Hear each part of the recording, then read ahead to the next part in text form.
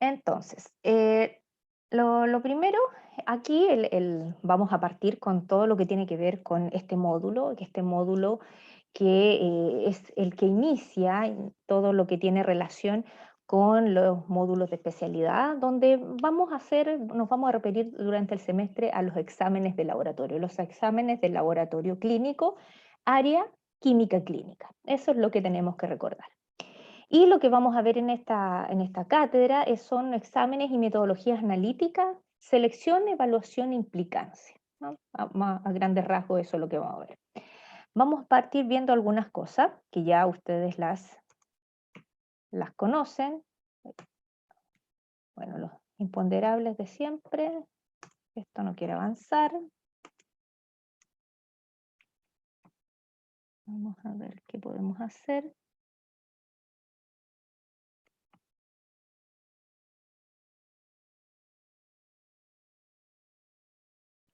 Voy a escapar un poco, a ver si puedo cargarla de nuevo, porque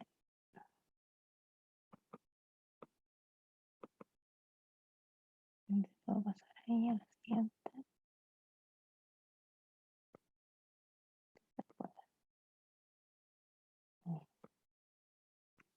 Ahí sí. Ya. Bien. ¿Por qué no quiere avanzar? Ahí sí. Entonces, vamos a ir viendo esta definición de salud, donde nosotros formamos parte fundamental de esto, dice que, Profe, a mí no me avanzó. No sé si a los demás sí. ¿sí? ¿La A avanza? mí tampoco. Ya, No, profe, se ve en negro la pantalla. ya. ¿Algún problema de estos técnicos que siempre falta? Dejen verlo. Profe, pero cuando esté en pantalla completa, pruebe con el clic derecho y le da a siguiente a ver si pasa. Sí, sí, lo traté de hacer. Voy a ver al tiro. Espérense un momentito. En el que siempre pasa, son estos los imponderables que uno está ahí, lo mejor. Ya me pasó el otro día en una clase de posgrado también, que no podía darle con el clic. Vamos a ver si ahora puedo compartirlo.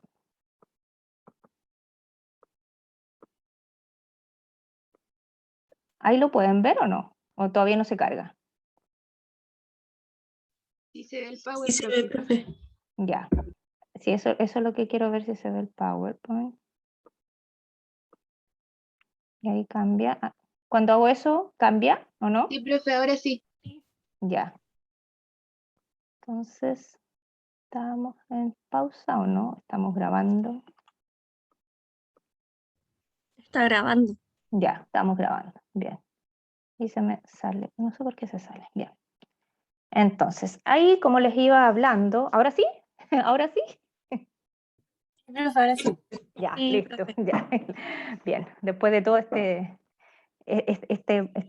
impasse, entonces, vamos viendo.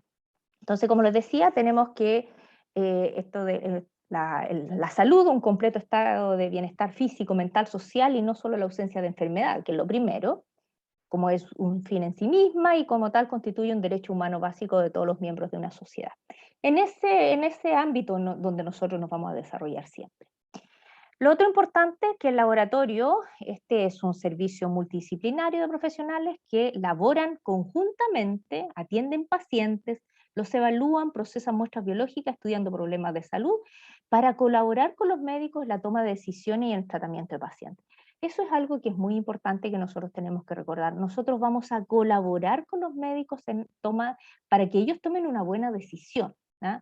Que nosotros procesemos las muestras, que lo hagamos en forma correcta, que lo hagamos en forma responsable y con los controles que ello implica es fundamental.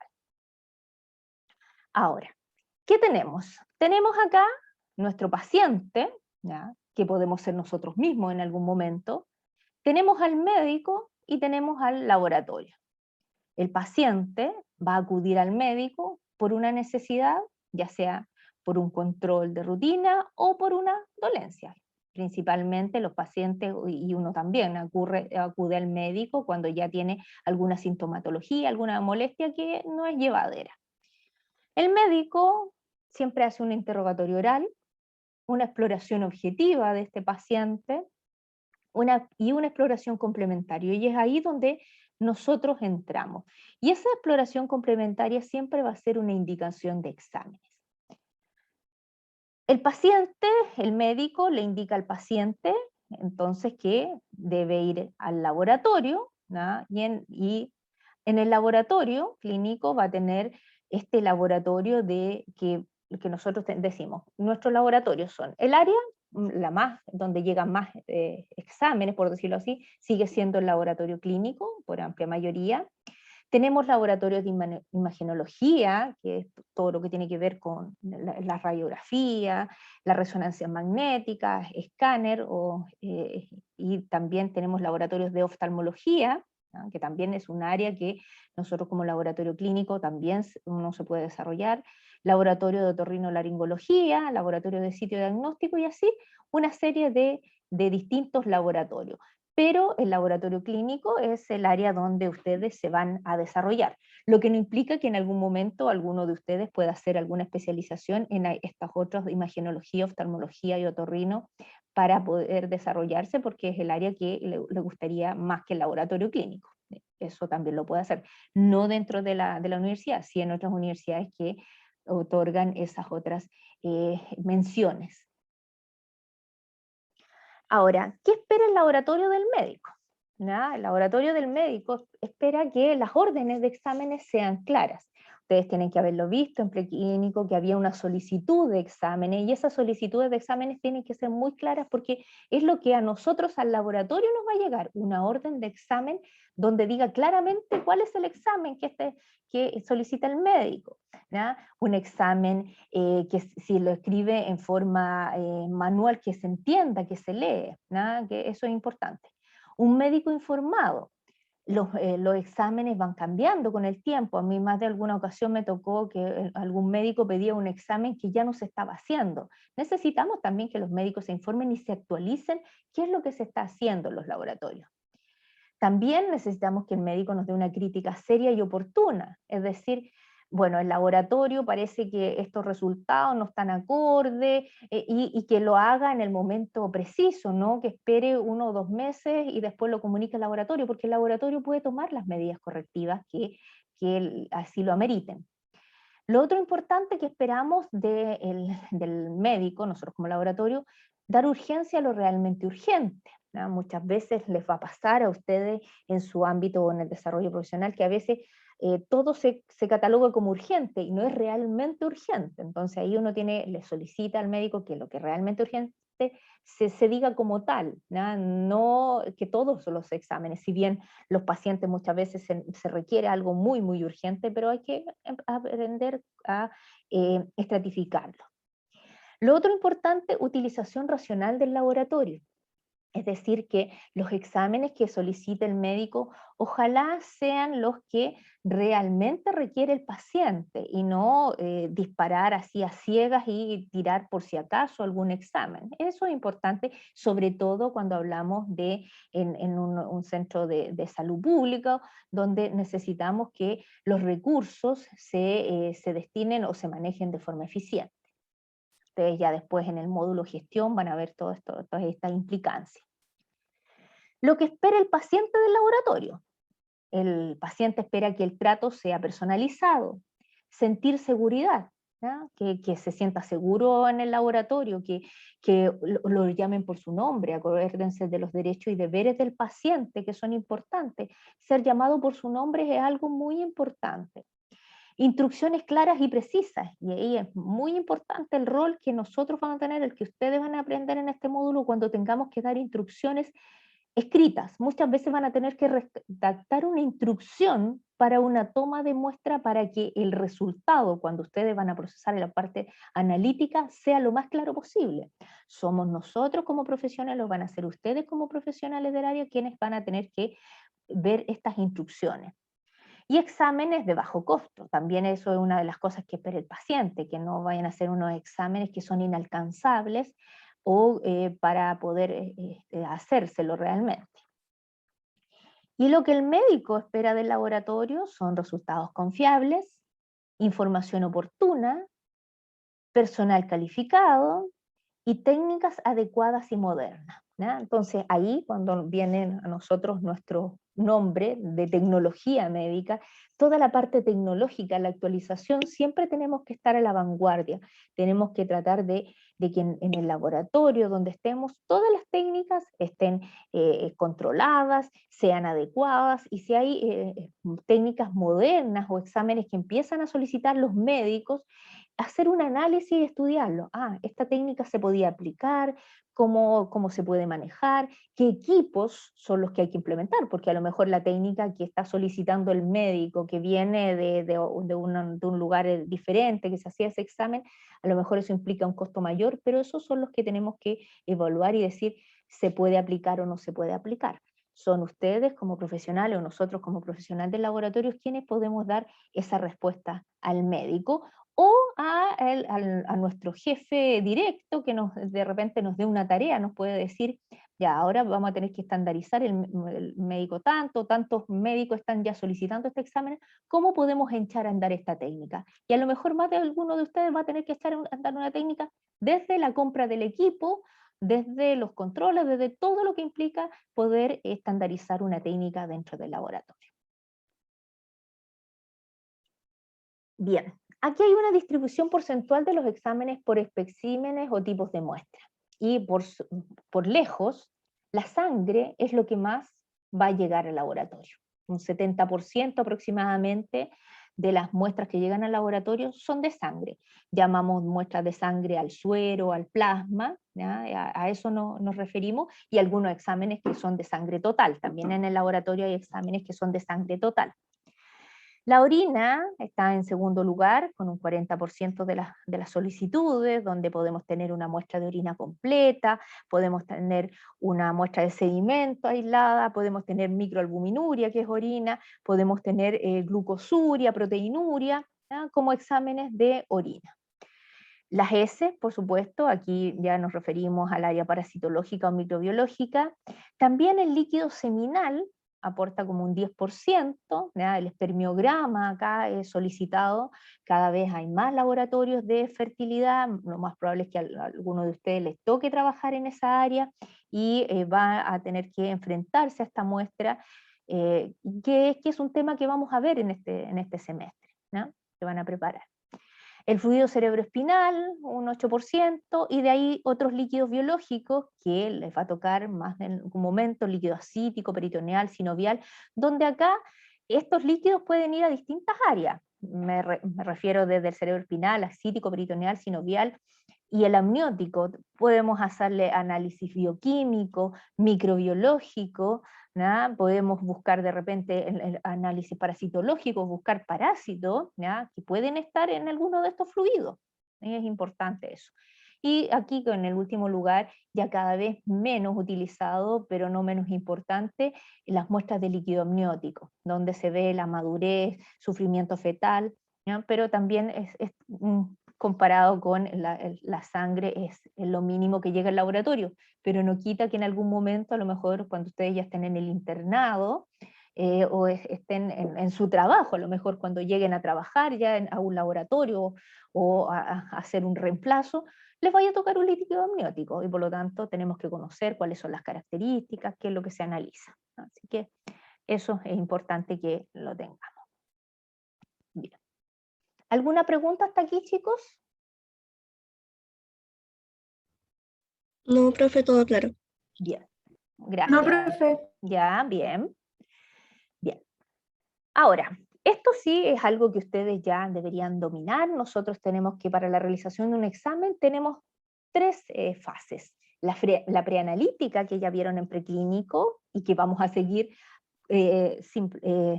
aplicando en este semestre, la fase analítica y la fase posanalítica. De la fase analítica, toma de muestra, atención del paciente, ¿no? Mantención y conservación de las muestras, eso es algo muy importante. ¿Alguien sabe de mantención y conservación de muestras? Si me pudieran aportar algo. ¿O de los tipos de toma de muestra? ¿Alguna toma de muestra que conozcan? Yo creo que conocen, todos conocen alguna toma de muestra. ¿Alguno? Muestra de orina o de Ya. sangre periférica, ¿Ya? ¿Qué más? citología, Ya, pero más difícil la muestra citológica, ¿a cuál te refieres tú, Jennifer? si no me equivoco, creo que ahí vendría estando el PAP dentro del citodiagnóstico. ¿Ya? ¿Ya? Más que esa, porque qué bueno que tú haces esa alusión, porque generalmente es raro que nosotros tomemos el PAP, generalmente lo toma el médico, ginecólogo o la enfermera, pero sí en algún momento lo que pueden tomar y podemos tomar nosotros son los fluidos vaginales o fluidos uretrales, que eso tienen que haberlo visto a lo mejor en preclínico. Eso sí se puede tomar, eso es una toma de muestra y vamos a tener que atender al paciente y nosotros vamos a tener que hacer ese proceso. Y les puede tocar que algunos los envíen llegan su primer día a un trabajo y le dicen ya hay que ir a tomar este flujo vaginal y van a tener que ir a tomar muy profesionalmente un flujo. Hay una pregunta, parece. Hisopado nasofaringio, bien Valentina, es un tipo de muestra, sí, que está muy actual, muy de moda, ¿ya? Tenemos que, con todo esto del COVID, es una toma de muestra que sí vamos a tener que hacer, ¿ya? Entonces, tenemos que recordar que hay distintos tipos de muestras, y las muestras de sangre periférica la podemos tomar con distintos tipos de procesamiento, ¿ya? La podemos tomar con jeringa, con tubos, con el sistema Vacutainer, ¿ya? Tenemos que tener esa habilidad para poder desenvolvernos en la toma de muestras. La mantención y la conservación de muestras es algo importante. ¿Alguien recuerda algún sistema de mantención o conservación de muestras que hayan visto en preclínico? Vuelvo a insistir que tiene que ver mucho con preclínico.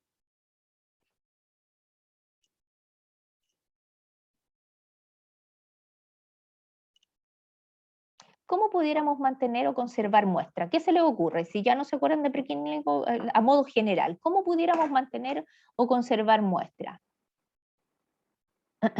Camila Bombardier. ¿Está por ahí, Camila? Profe, Sí, alguien me en el, contesta. Gabriel, ya, en Gabriel, el, dígame. en el Sí. chat se está refiriendo harto a refrigeración, en frigoríficos, refrigerar, escriben. Ya, refrigerar, sí, ya conecta con anticoagulante, ya, qué bueno que me lean ahí porque cuando tengo esta presentación me cuesta un poco leer. Ya, en mantención de muestra, ahí yo haría un poco la separación cuando ustedes me hablan de los anticoagulantes, porque los anticoagulantes sería como un requisito que necesita cómo tomar esa muestra. En la mantención, sí, puede ser refrigeración de las muestras, puede ser una muestra que tenga que mantenerse a temperatura ambiente, también eso es importante porque no todas las muestras se refrigeran y cuando uno la refrigera de repente ocurren fenómenos que no nos esperamos en la muestra, ¿ya? Así que es importante. Y por supuesto el transporte oportuno de las muestras, que llegue a un tiempo adecuado, eso es fundamental, ¿ya? Algo había más por acá, que necesita mantenerse en hielo, sí, también, algunas necesitan mantenerse en hielo, es importante, la vamos a ir analizando ahí. Profe, y ahí también sería el que no les entre luz, o si puede o no se les puede entrar luz de día. Ya, ahí protección de la luz solar directa. ¿Algún ejemplo? Gabriel me contestó, ¿cierto?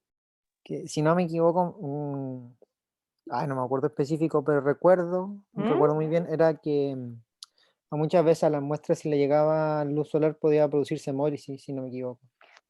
O se podía producir oxidación también. Ya, pero hemólisis, así como hemólisis, no, con la luz no se va, no se hemolizaría. Sí tiene que ver un poco con la oxidación, pero ¿la oxidación de qué? ¿Alguien recuerda algo? ¿Qué metabolito se pudiera alterar con la luz? Porque eso es luz solar. ¿Era una hormona, profe? No es una hormona. Vamos. Ya. Profe, tiene que ver con las transaminasas. Anda cerca, pero no son las transaminasas, porque las Es que transaminasas son me acordé enzimas. de los bebés que les dan ictericia. Ya, ¿y por qué se produce la ictericia? Porque, ¿Quién sube? porque hay aumento de la... Hemoglobina. La bilirrubina, ese sí es uno de los metabolitos que tenemos que proteger de la luz, porque es fácilmente fotooxidable, por lo tanto, sí ese se trata de aislar de la luz. Así que por fin llegamos. Ahí la bilirrubina sí tenemos que, cuando tengamos una muestra ictérica o se sospeche de eso, uno trata de protegerla, porque siempre la solicitud viene de la unidad, puede venir de qué unidad viene esta muestra. Entonces ahí nos vamos a fijar, es neonatología, como estaba acotando ahí Jennifer. Entonces en neonatología queremos ver cómo está la bilirrubina, cómo evoluciona en estos bebés prematuros o de término que a veces debutan con esta ictericia o esta hemólisis del recién nacido. En la fase analítica, que es donde lo que más nos vamos a abocar, es el procesamiento de las muestras y realización de un control diario de técnicas y equipos utilizados. Porque muchas veces se separan, nosotros vamos a tener que controlar, nosotros podemos procesar las muestras, podemos hacer una proteinemia con el método de Buret, tenerlo muy bien estandarizado, pero lo más importante es que tenemos que controlarlo, porque cuando nosotros procesamos una muestra y obtenemos un resultado, vamos recordando ahora, ¿qué valores recuerdan de proteínas en suero? Vamos recordando todos, chicos, lo vimos el semestre pasado. ¿Qué valores de proteína? Deme un valor de proteína, y si no, rápidamente googleen y búsquenme un valor de una proteinemia normal. Cualquiera. Proteínas en plasma, ¿cuáles son los valores normales aproximados? A todo esto, dentro del módulo hay un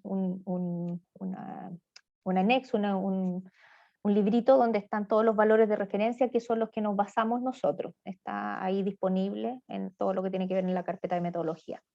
¿Qué valores de proteína tenemos normalmente? ¿Albúmina? Proteínas totales, no albúmina, solo proteínas totales. ¿Cuántos son los valores? Lo vimos el semestre pasado, por eso se los pregunto. Por lo tanto, algo recordaremos. Ya, a ver, de 6 a 8,3 gramos por decilitro, o de 60 a 83 gramos por litro. Ya, Sebastián Castro lo buscó. Lo más importante, Sebastián, es que la unidad de medida va a ser gramos por decilitro. Vamos a ser súper cuidadosos en la unidad en que informemos. Las proteínas se informan en gramos por decilitro, aunque lo podamos encontrar en otra unidad, como está en gramos por litro, es en gramos por decilitro. Entonces yo digo de 6 a 83. O sea, yo podría decir que un paciente hago una muestra y me da un resultado de 7 gramos por decilitro. Pero la pregunta es, ¿realmente 7? ¿Quién le asegura a usted que es 7? ¿Quién le puede asegurar a ustedes que es 7, chicos? Porque ustedes van a tener que firmar, ustedes van a ser responsables después de un informe. ¿Qué tendríamos que hacer? ¿Qué creen ustedes de lo que yo tengo escrito ahí?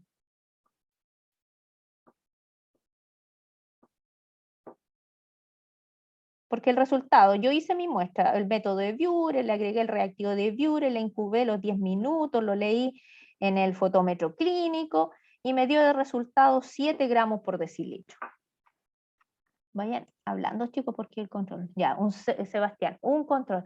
Les pido, chicos, si es que pueden hablar, o alguien más que me lea el chat, porque yo cuando estoy aquí con la clase es un poco más difícil. Ya, Sebastián González nos dice un control. Es verdad, nosotros tenemos que hacer control diario de las técnicas, control de calidad, y además tenemos que controlar los equipos utilizados. No sacamos nada con controlar la técnica si no le hice un chequeo fotométrico al equipo, ¿ya? Recordar todo lo que vimos al principio de Bioquímica Clínica 1, todos los controles que les podíamos hacer. A los equipos automatizados había solo un control que no los podíamos hacer, los demás todos se tienen que hacer siempre, incluso a diario, ¿ya? Eso es súper fundamental.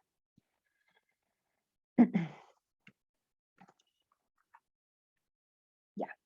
Y en la fase posanalítica, que también nos corresponde a nosotros, los quienes vamos a ejecutar, o a ustedes como futuros tecnólogos médicos, o ahora en este módulo, es la validación de exámenes, emisión de resultados y generación de informes, ¿no? Eso es una parte fundamental que nosotros vamos a ir viendo de a poco en el semestre, porque tenemos que familiarizarnos. Ya la fase analítica, el semestre pasado, vimos metodología, sabemos cómo se puede medir, sabemos que hay que ser rigurosos, sabemos que tenemos que tener un protocolo. Ahora vamos a ver todo lo que tiene que ver con controles de técnicas, control de calidad, control de equipos, porque van a ocupar equipos ustedes, y después que tenemos ese resultado, tenemos que validarlo, ¿no? Y emitir y generar el informe que espera el paciente. Bien, acá está un poco en cuanto a la toma de muestra. Ya habíamos visto que tenemos sangre, orina, líquidos varios, como los que vimos al principio, líquido ascítico, líquido pleural, líquido sinovial, que puede llegar al laboratorio, ¿no? El lugar de obtención de la muestra: venas, arterias, las secreciones vaginales, uretrales, lavado broncoalveolar. Para la obtención de las muestras, ¿qué podríamos, metabolito en arterias, se puede medir algo que ustedes sepan? Chicos. Gases arteriales, Ya, gases arteriales se miden ahí, y lo mismo hay. CO2, PCO2, Ya, gases y las presiones, por eso hablamos de gases sanguíneos, ¿ya? Que pueden ser tanto arteriales o venosos, se pueden medir, ¿no? Bueno, como hablábamos ya antes, las secreciones vaginales uretrales, está el lavado broncoalveolar, que ahí aparece otra toma de muestra. Recipientes de recolección, repasamos también: jeringas, tubos al vacío, vacutainer, frascos de orina, frasco para deposiciones. El lavado broncoalveolar, ¿qué sería? El lavado broncoalveolar es una técnica que se usa con una solución salina, que después la van a ver ustedes en microbiología, y se obtiene a través de los pulmones este mismo líquido que uno le coloca al paciente para poder ahí obtener distintas células, ¿no? Es una muestra un tanto invasiva, es el lavado broncoalveolar, porque es como con una solución salina que se le coloca por una vía nasofaringea al paciente hasta llegar a los pulmones, y de ahí se deja el líquido y después el líquido se toma nuevamente. Es una técnica, la pueden buscar ustedes, es una técnica que uno se especializa en hacer estas técnicas, no es que ustedes la vayan a hacer de común, o hay algún profesional o las enfermeras pudieran hacer este lavado broncoalveolar, pero a eso se refiere. Y ahí lo que uno busca es microorganismos que estén directos, que estén en los pulmones y que sean difíciles de erradicar muchas veces, o para hacer un buen diagnóstico, o para realmente buscar hacer un antibiograma y que uno sepa realmente cuál es el microorganismo que está invadiendo la vía respiratoria. No sé si quedó un poco más claro. Sí, profe, gracias. Ya. Es que no lo habíamos escuchado antes. Nunca pero lo había yo- escuchado. Ya, no. sí, no, sí, muy importante. Aquí van a ir apareciendo hartas cosas que de repente o se pasaron en algún momento o no se han visto, pero lo importante es que nos vamos familiarizando con lo que puede implicar que venga una solicitud de un examen y uno sepa dónde dirigirla. Llegó a esta área y es de la otra, ¿ya? Bien, hablábamos de medios de transporte microbiológico, también les preguntaban antes el transporte. Hay unos medios que en microbiología o en preclínico, a lo mejor, no sé si los vieron, no estoy tan segura ahí de la información que vieron el año pasado, donde de repente está el medio, un caribler para transporte, que de repente uno toma la muestra y la transporta en ese medio para que se mantengan los microorganismos. También está la hora de toma de muestra. Eso es súper importante. La mayoría de los exámenes, la mayoría, porque no son todos, se toman en las primeras horas de la mañana, ¿no? Hay algunos exámenes que se pueden pedir en forma aislada, ¿no? Pero lo ideal son porque a la mayoría de los exámenes, ¿por qué se pide a las primeras horas de la mañana, chicos? Los exámenes, yo digo que la mayoría a las primeras horas de la mañana. ¿Cuál es la razón? Tiene que ver con el ayuno, ¿no? Ya, en ayuno, correcto. La mayoría de las muestras se solicitan con un ayuno, ¿no? Eso es importante, que los pacientes vengan en ayuno, y hay ayunos de distintos tiempos. ¿Qué ayunos recuerdan ustedes? El perfil bioquímico necesita 10 horas de ayuno, Ya, ¿qué más? entre 10 y 12. El de la glicemia, glucosa. entre 8 y 10. Necesita como 8 horas, entre 8 y 10 horas el de la glucosa. Ya, ¿qué más? El perfil lipídico de 12 horas, de día a 12. De 10 a 12 horas. Ya, ahí vamos a ir viendo que hay distintos tipos de solicitudes y que la mayoría requiere un ayuno. Ahí, bueno, voy a explicar la razón. Hay una razón fisiológica y bioquímica para pedir eso.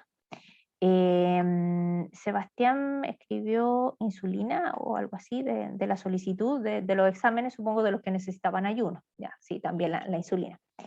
Hay casos especiales como con los ritmos circadianos, algunas hormonas, ya, como cortisol o algún testosterona, cuando se queda a medir también requiere eso, y hay evaluaciones de medicamentos que también nos van a llegar a que se pidan, por ejemplo, o algunos tratamientos que se hace con ácido valproico a algunos pacientes y que se les solicita en una hora específica, AM o PM, el médico ahí tiene que indicarlo. Por eso cuando decíamos al principio que esperamos del médico que nos dé que las órdenes vengan claras, que el paciente dice tiene que tomarse esta muestra a las 16 horas. Y que venga muy clarito ahí, que no nos diga PM, pero ¿qué tan PM? ¿Se la puedo tomar a las 7 de la tarde? ¿O el laboratorio está hasta las 5, a las 3? Tiene que quedar claro porque viene con una instrucción. A lo mejor dice, tiene que consumir el medicamento después de 4 horas, tomar la muestra. Esas cosas tenemos que tenerlas muy claras. Ahora, la condición del paciente, como decíamos, ayuno, ya la vimos, que por eso era la primera hora de la mañana. Puede ser un examen de tipo postprandial, ¿no? ¿Qué significa postprandial? Después de haber consumido alimentos. Ya, después de haber consumido una carga de alimento, que pudiera ser que el médico está estudiando algo especial, qué es lo que sucede, no sé, con la secreción pancreática, con este paciente después que desayuna, después que almuerza, o en la tarde, o quisiera evaluar eso, ¿ya? También hay un examen, el PTGO, que es postprandial, porque Ya. le dan una carga de insulina. No, carga de insulina, no. Perdón, de glucosa. Ya, De glucosa. ya, Perdón, la prueba de tolerancia oral a la glucosa, ¿ya? sí. Eso sí, eso también es postprandial controlada, se le da a los pacientes. ¿Alguien recuerda de cuánto se le daba, qué se le daba a los pacientes? ¿O alguien se ha hecho el examen? Siempre con esto vamos preguntando si alguien ha tenido la experiencia de hacerse una glicemia postcarga o una insulina postcarga, que son las dos solicitudes que se hacen generalmente con una sobrecarga de glucosa. Yo me la hice hace poquito. ¿Ya? ¿Y podrías contar un poquito, Jennifer, de qué se trata? Ya. Bueno, tuve que llegar en ayuno ese día. Ujú. eh, el ayuno no tenía que ser mayor a 10 horas. Ya. Y lo primero que hacen, me toman una muestra de sangre venosa. Ujú. Y luego de eso me hacen estar sentada y tomar una carga de glucosa que son como 250 ml aproximadamente. Ya. Y es muy desagradable porque es demasiado azúcar. Ya. El sabor es horrible, Ya. es demasiado. ¿Y te dieron la glucosa sola, la glucosa anhidra, o te dieron el preparado que generalmente estos vienen saborizados, si es que alguien se lo ha Sí, hecho? me dieron un preparado saborizado y era una botellita sellada, así que Ya. eso me lo tuve que tomar hasta la última gota, Ujú. aunque no quería, pero sí, me Sí. lo tuve que tomar hasta la última gota. Y recién ahí ir a sentarme a la sala de espera y después de eso, posterior a 2 horas, le Ujú. vuelven a una llamar para tomarse una nueva muestra sanguínea. Y Ujú. esta muestra, al igual que la primera, es para ver la glucosa, entonces van ambas en el tubo gris que tiene fluoruro. Ujú. Y también se me había olvidado un detalle, que antes de haberme tomado la glucosa, también me hicieron un pinchazo en el dedo para ver la glicemia Ujú. Bien. en ese Sí. momento. Sí. Eso. Bien, ahí tenemos un ejemplo, gracias Jennifer por compartir esa experiencia y de un examen que más de algunos les va a tocar, si no es ser como paciente, estar dando las instrucciones y estar dando las indicaciones y poder administrar esta glucosa a los pacientes. Aquí hay unas indicaciones para la gente que tenga que ver el tema, los estudiantes que tengan que ver el tema relacionado a glicemia, insulina o hemoglobina glicosilada, nos podrán dar un poco más de información. Pero, por ejemplo, para los adultos y para los niños, la carga, la cantidad de glucosa es variable, eso también es importante tenerlo en cuenta. Pero sí son exámenes que tenemos que estar ahí, muy importante controlar el paciente. El paciente, como dijo Jennifer, tuvo que estar 2 horas porque no se puede ir por todos los riesgos que implica. Hay pacientes que se pueden desmayar, se pueden descompensar y hay que estar muy atentos con los pacientes. Lo otro que tenemos acá es la preservación de la muestra. bueno, ya les comentaba en la diapositiva anterior, temperatura ambiente, hay muestras que no las podemos refrigerar, hay otras que sí necesitan ser refrigeradas, gases arteriales, en jeringa, a baja temperatura en hielo, creo que fue Camila, no sé, alguien comentó esto, que era importante que pudiéramos transportar esta muestra en esa forma, ¿no? Así que ahí tenemos eso.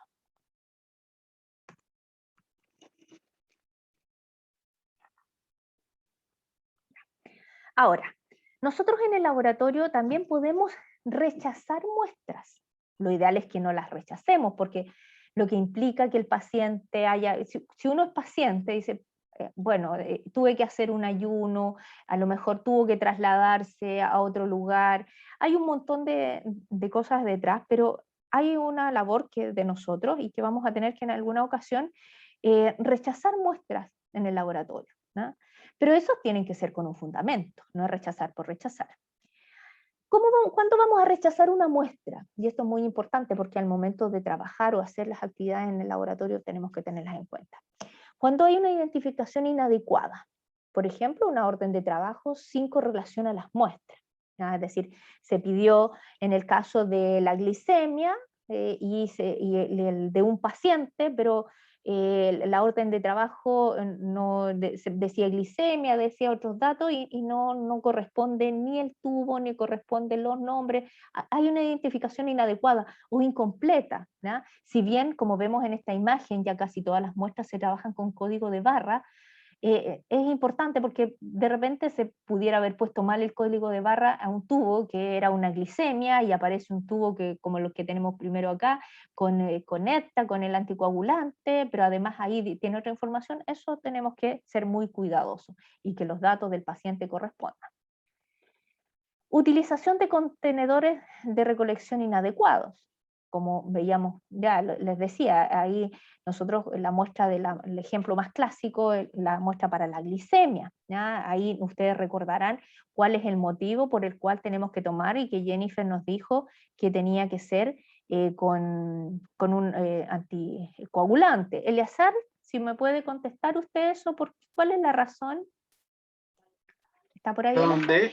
¿La utilización de los anticoagulantes? No, por ejemplo, el ejemplo es, nosotros nos llegó una orden de el paciente, la solicitud decía glicemia de ayuno, y usted lo primero que le llama la atención, el tubo. ¿En qué tubo tiene que llegar para que usted acepte y no rechace esa muestra? La verdad no me acuerdo el tubo específico, profe. ¿Sí? No me acuerdo en particular en este momento. Entonces usted no podría rechazar, usted los pasaría todos. Ya, sí, está bien, muestra de sangre, diríamos eso. Ya.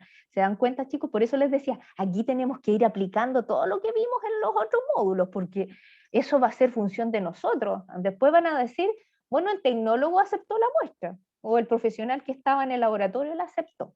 ¿Quién puede contestar a esa pregunta que acabo de hacer? Cualquiera que pueda contestar. Ojalá que pueda abrir el audio. La solicitud decía un examen glicemia, tenía el paciente, dentro de los exámenes había una glicemia, y ustedes tienen que decir cuál sería el tubo para que ustedes no la rechazaran y dijeran está óptimo, está ok. Tendría que ser el tubo con fluoruro de sodio. ¿Por qué razón, Camila? Ay, no me acuerdo el por qué, me acuerdo de cuál era. De cuál era. No me acuerdo, ya. Siempre que tiene que estar el por qué, ya, por la razón, la justificación, porque después va a venir otro profesional y le va a decir, no, pero si está bien ese tubo, que el tubo sin anticoagulante, si sirve, si lo tomamos. Y usted va a tener que decirle, no, por tal razón. ¿Cuál es la razón? ¿Alguien se recuerda la razón? ¿O por qué tiene que ser ese anticoagulante? Cristóbal Jara, ¿está por ahí, Cristóbal?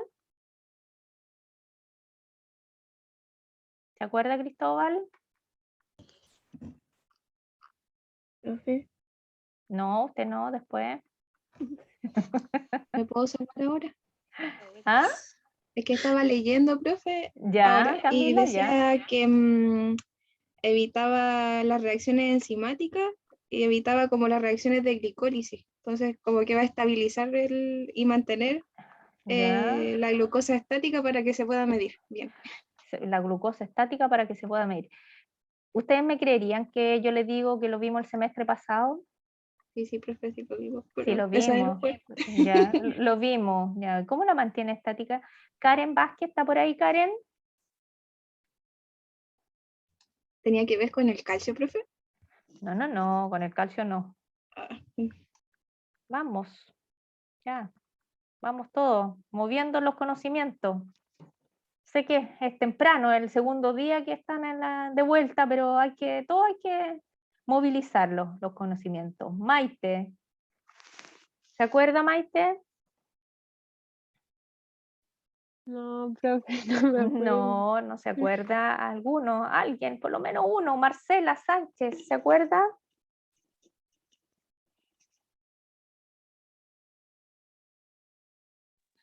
No, profe, estoy buscando a ver si encuentro y me acuerdo, pero Eso es ahora no. es un clásico, eso es un clásico que siempre todos contestan ahí, por eso se los pregunto. Quise darle el más fácil de todos para que movilizaran. Tamara Cornejo, Tamara, ¿se acuerda usted?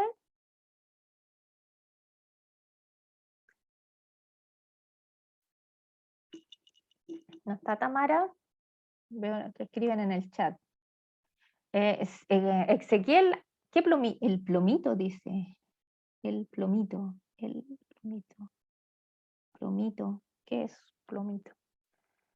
se Tamara. refería al tubo gris, profe, cuando preguntó cuál era el que se usaba. Ah, ya, me estuvo. Sí, porque escribe Profe, por ahí aquí arriba. me salía que el tubo con fluoruro inhibe una enzima que se ¿Mm? llama enolasa en la ruta de la glicólisis. Ya, eso y lo vimos. También parece que Camila Bombardí lo había escrito. Eso es importante porque usted así lo va a justificar.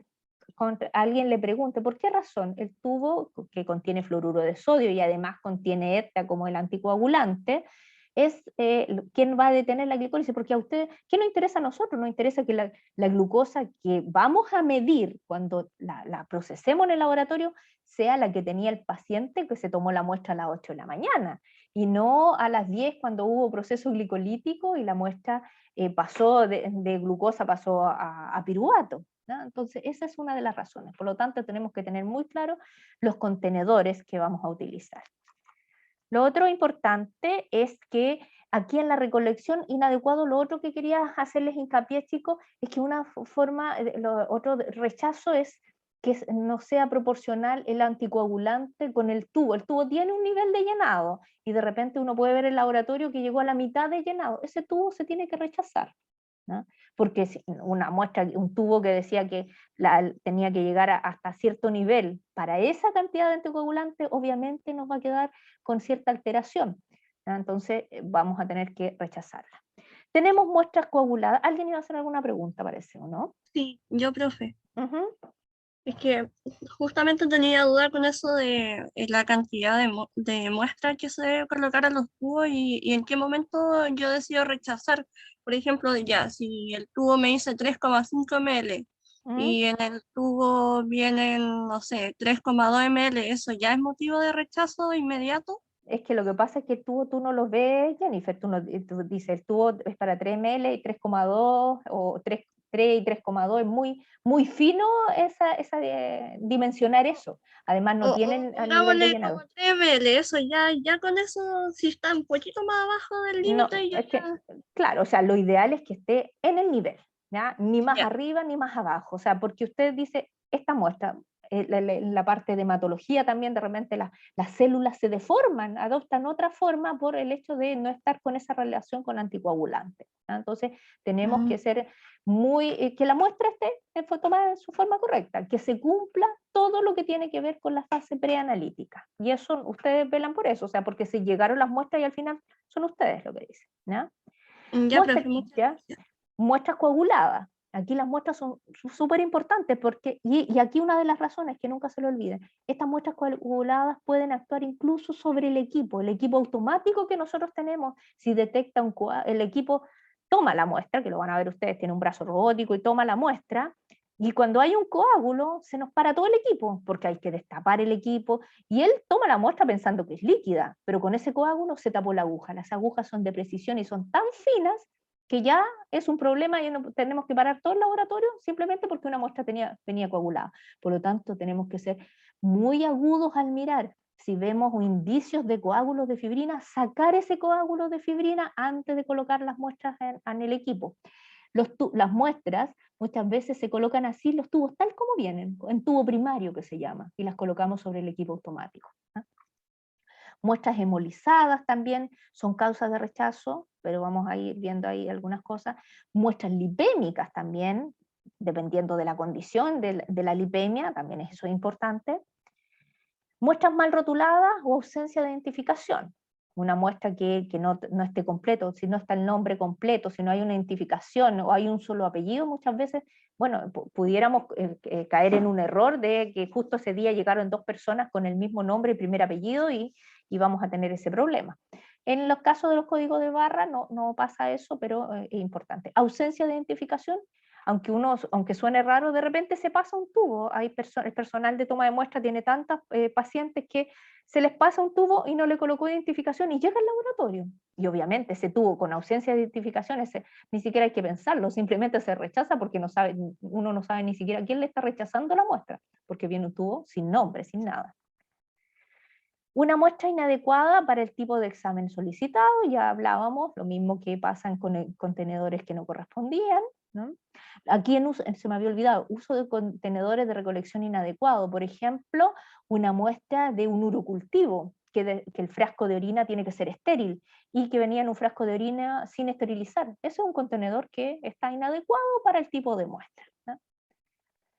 Y lo otro que les comentaba yo, relación anticoagulante, muestra inadecuada, también son formas otra causal de rechazo. Transporte inapropiado e inoportuno, una muestra que no llegó, que la transportaron de un centro de toma de muestras que era periférico, que estaba fuera del laboratorio, y llegó la muestra sin unidad de refrigerante, incluso uno las toca en el verano, llegan tibias. Es un transporte inadecuado, también podría ser una causa de rechazo. Camila, dígame. Profe, es que quedé como dando vueltas con el tema de relación de la muestra con el anticoagulante. ¿Sí? Por ejemplo, o sea, tengo una cercana que es enfermera, entonces me decía que ella debe tener una buena relación con los tecnólogos y me contaba qué pasaba, para contextualizarme en el futuro trabajo. Sí. Entonces me decía de que, por ejemplo, cuando había muestras de neonatología, los tubos son muy pequeñitos. Entonces, ¿cómo? O sea, sería como, me daría pena en realidad rechazarle una muestra a un bebé, porque sería pincharlo de nuevo. Entonces, ¿cómo puedo A ver, yo te voy a colocar otro ejemplo. ¿Qué te daría más pena, Camila? ¿Rechazarle una muestra o informar algo erróneo a un bebé? Ah, no, sí, no, erróneo, pero, o sea, lo erróneo no. Sí. Pero a lo que voy es que igual ella decía de que los tecnólogos de cierta forma igual como que movían, así dicen, ya, sí, igual voy a medir ciertas cosas. Y ahí aparece, mira, eso que acabo de colocar yo, casos puntuales, criterio del profesional. Si bien todo lo que les dije yo, estos son causas de rechazo, en algún momento, como dice Camila ahí, vamos a tener que aplicar un criterio. ¿Y qué criterio les puedo decir? En el caso de una muestra, como estaba el ejemplo, muy bueno el ejemplo que estaba colocando Camila, uno dice, las muestras, si ustedes, los tubos pediátricos son como, ¿se acuerdan de los microtubos, los tubos Eppendorf? ¿Se acuerdan de esos tubos, no? De laboratorio, cuando los vimos, Sí, que eran chiquititos, pequeñitos. ya, que hay de 1,5 de volumen final. Ese es el volumen que son los tubos para neonatología, son muy pequeñitos. Las muestras, cuando recién nace se pincha el talón del recién nacido para hacer algunas pruebas y después ya se puede tomar del brazo.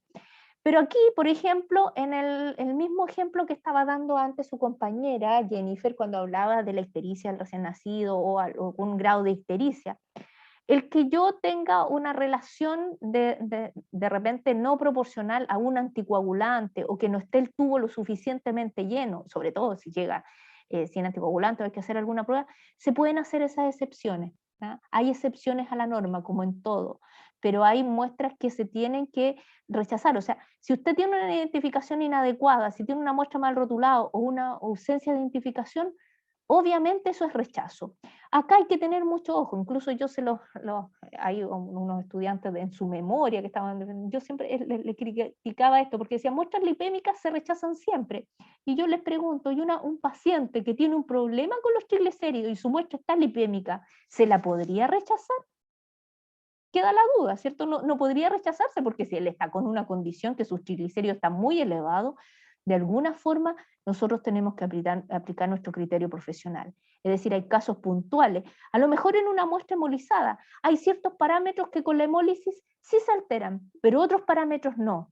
Y ahí es donde ustedes tienen que aplicar todo su conocimiento y decir, esta muestra, como la voy a leer, no sé, a una longitud de onda que no absorbe la hemoglobina que tiene la hemólisis, la puedo aceptar, porque no va a ser un interferente. ¿Les queda claro el concepto que le estoy dando, chicos? ¿Sí? Sí, ¿No? profesora. Súper ¿Ya? claro. ¿Sí? Sí, Ya. profe. Ya, eso es importante, que les quede claro eso, que hay cosas que no las podemos dejar pasar, pero en otras sí vamos a poder establecer y decir, no, esta muestra yo podría decir, la puedo procesar porque la técnica que yo estoy aplicando no tiene interferente el que el paciente tenga lipemia. Puede ser, ¿no? Muestra coagulada, ahí hay que tener cuidado, porque yo sé que una muestra con un coágulo me va a echar a perder el equipo con el que estoy procesando. Entonces ahí son cosas que uno con el tiempo va ganando este criterio. Y el ejemplo que daba Camilo ahí de esta relación, la buena relación que hay que tener, porque también hay un criterio profesional y eso lo van a ir haciendo y ganando con el tiempo. Pero lo más importante es que tenemos que recordar que existen criterios de rechazo y en el laboratorio, y a lo mejor ustedes cuando hagan su internado les van a preguntar, ¿y qué criterios de rechazo conocen? ¿Qué harían ustedes en esta situación? Y ahí aplicar el criterio es algo formativo y que se va dando de donde ustedes estén trabajando. Bien. Ahora, en la fase analítica, donde nosotros es la que vamos a hacer en el laboratorio, que ustedes van a enfrentar, van a trabajar en equipos como este, un poco más complejos que tenemos ahora, donde dice que la fase analítica implica el traspaso de una alícuota de muestra a un recipiente de reacción o uso de tubo primario, como les decía.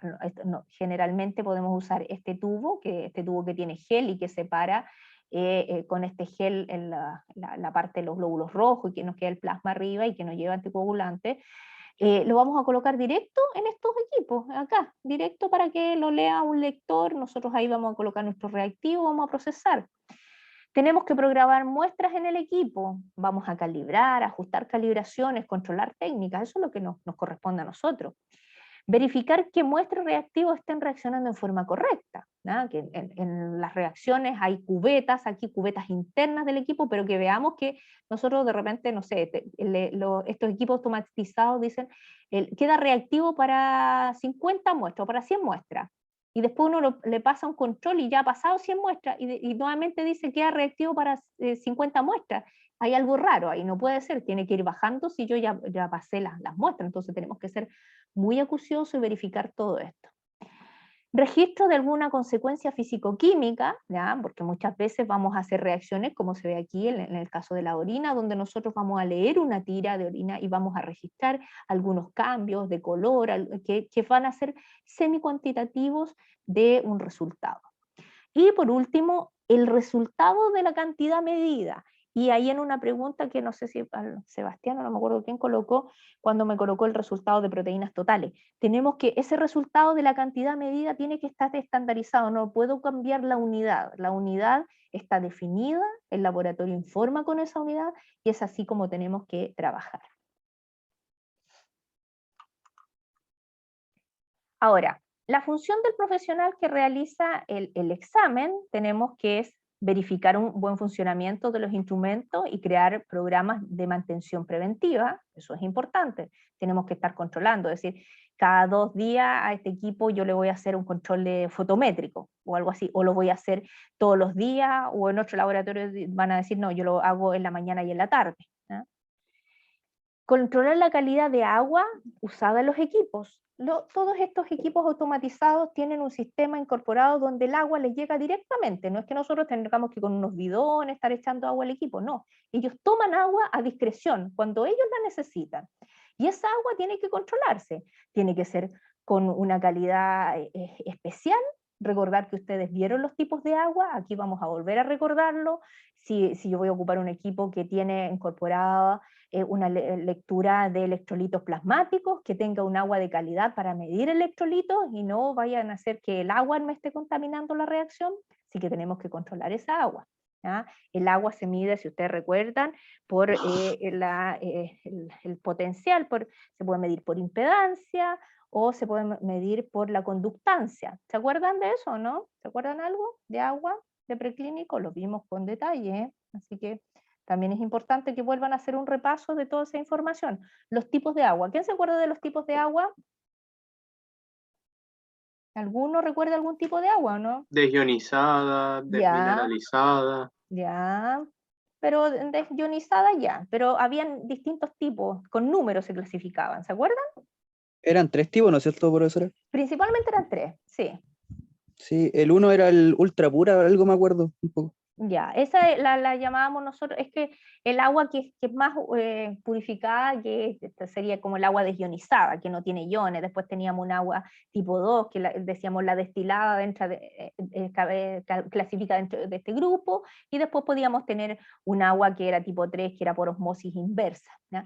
Pero nosotros, los equipos para que el agua o los sistemas que tenemos de purificación de agua, como es el que nosotros tenemos en el laboratorio de bioquímica clínico, son sistemas combinados de ultra purificación.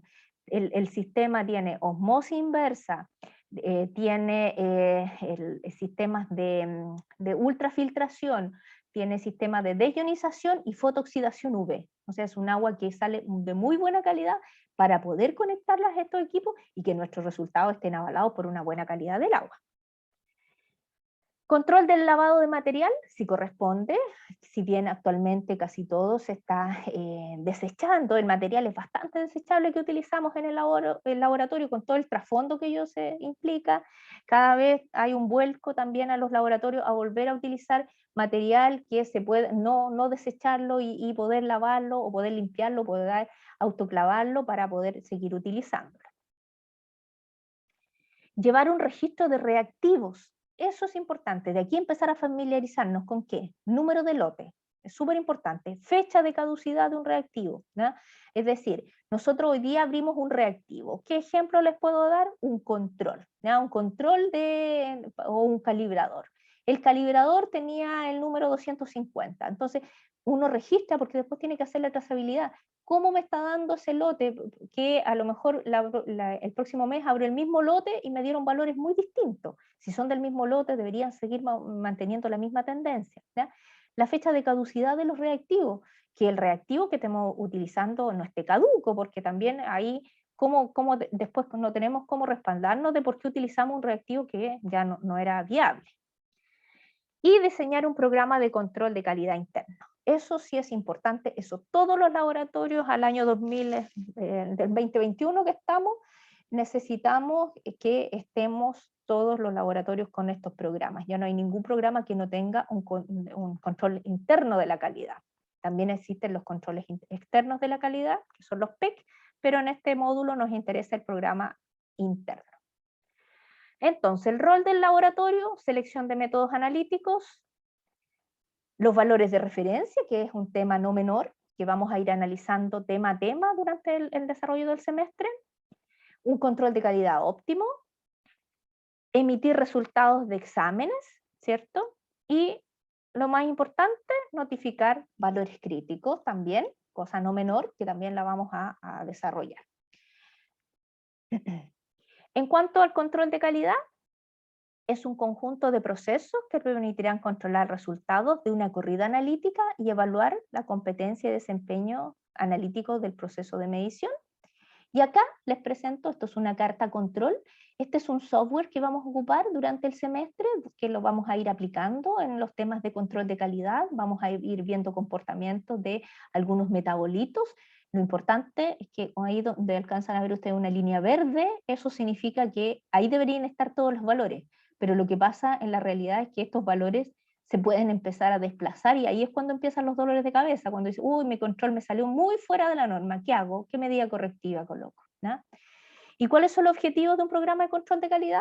Que van a tener que instaurar, más de alguno le va a tocar, o llevarlo en el laboratorio. prevención de errores e ineficiencia, detección de algunos problemas que se suscitan, corrección y mejoramiento, como les decía aquí, este control se cayó, o sea, ¿qué pasó con el día si uno fue de aquí hasta el día 10 o el día 11? El día 11 los controles de tal metabolito empezaron a caer. Ah, ¿qué puede ser? ¿Será problema del equipo o será problema de los reactivos? Demostración que se han cumplido los requisitos. Entonces, para eso nosotros vamos a evaluar un control de calidad. ¿Y por qué demostración que se han cumplido los requisitos? Porque nosotros podríamos tener una carta excelente y alguien nos dice, a ver, en esa semana de julio, ustedes reportaron tal valor. ¿Cómo pueden ustedes, o cómo el laboratorio puede responder a que este valor salió tan extraño? Y ustedes muestran los controles. No, pero los controles que nosotros hicimos no salió dentro de la media, por lo tanto, nuestro análisis, nuestro control de calidad estaba en buenas condiciones. Es el resultado del paciente, es el resultado real, no hay un error acá. ¿Bien? Chicos, ¿quieren hacer una pausa? Todavía me queda un poco de materia. 10 minutos para continuar, ¿les parece? Bueno, profe. ¿Ya? profe. Sí, Sí, profe. vamos a hacer 10 minutitos y ustedes ahí nos volvemos a conectar.